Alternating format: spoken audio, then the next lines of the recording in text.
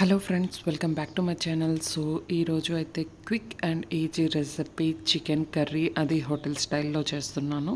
So ముందుగా మనం cooker పెట్టుకొని దాంట్లో ఘీ వేసుకున్నాను.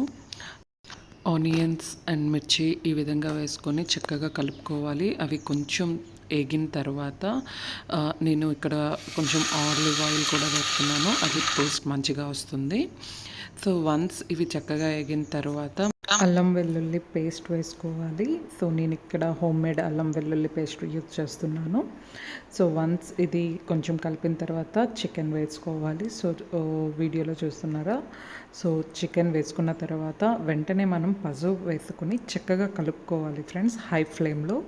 సో చక్కగా కలుపుకుంటే ఈ విధంగా వీడియోలో చూపించే విధంగా మనకి కలర్ కానీ వాటర్ చికెన్ నుండి వస్తూ ఉంటుంది. సో ఈ స్ట్రక్చర్ వచ్చినంత వరకు మనం వెయిట్ చేయాలి. తరువాత రుచికి తగినంత కారం పొడి తీసుకోవాలి. సో కొందరు చాలా ఘాటు తీసుకుంటారు కదా, సో వాళ్ళు కొంచెం కారం గుండ ఎక్కువ వేసుకోవాలి. తర్వాత మసాలా పొడి, తర్వాత మనం రుచికి తగినంత ఉప్పు, తర్వాత మనం హాట్ వాటర్ వేసుకుంటే కర్రీ అనేది చాలా టేస్ట్గా వస్తుంది. కూల్ వాటర్ అస్సలు వేయొద్దు.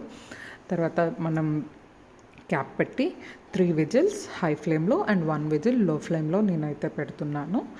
అది చికెన్ బట్టి ఉంటుంది.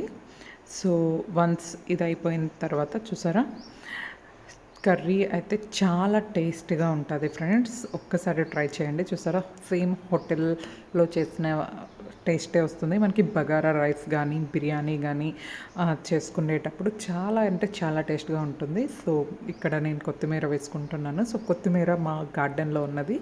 సో చాలా టేస్ట్గా వస్తుంది కొత్తిమీర వేస్తుంటే. I hope you like it this video. Please like it and share it. Easy and quick recipe.